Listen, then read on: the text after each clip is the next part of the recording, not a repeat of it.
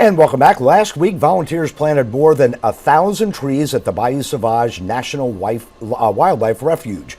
Well, it's part of a big effort to push out invasive plants and replace them with native varieties. We're joined this morning by two volunteers who took part in that effort. We have Trey Fisher and John Stewart, both members of the Louisiana Master Naturalist of Greater New Orleans. So, let's start off with Trey. So, Trey, why did we have to pull out all these Chinese tallow trees, and why was there an issue?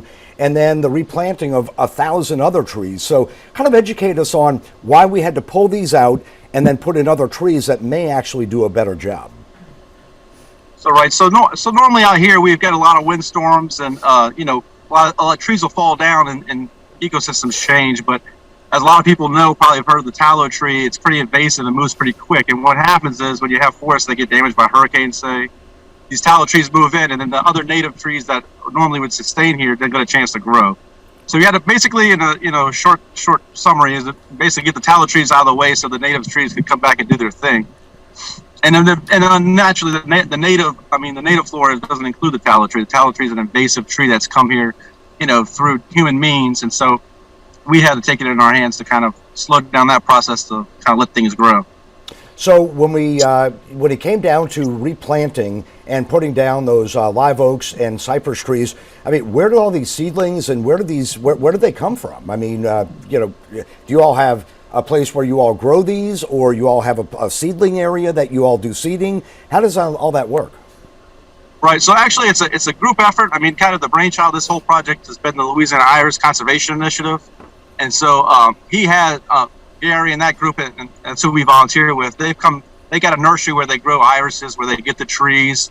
And then also another big group that works with it is Common Ground Relief.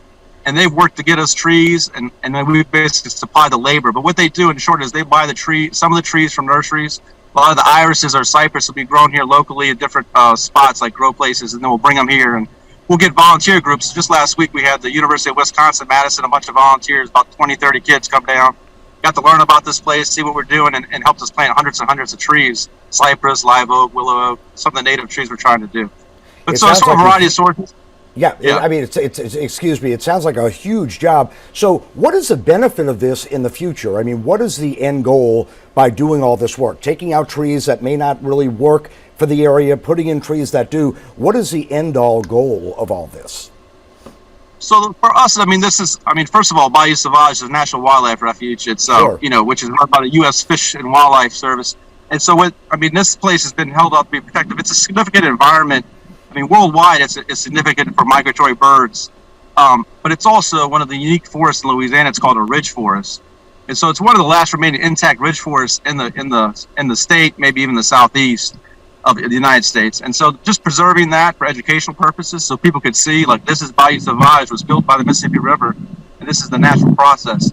Now, levees have affected what's happened out here, so then, we've had to get involved and manage the forest, but at the same time, you're saving a unique habitat for educational purposes and the wildlife, which are huge out here. This is one of the most significant migratory patterns for birds in the world, really. So birds will tell you that. So there's a lot of good reasons. And John Snell's done a ton of it. Before we go, we want to talk to John. John, you're a volunteer, and you went out there and helped. So we have about 15 seconds. Tell us about your position and your job in all this.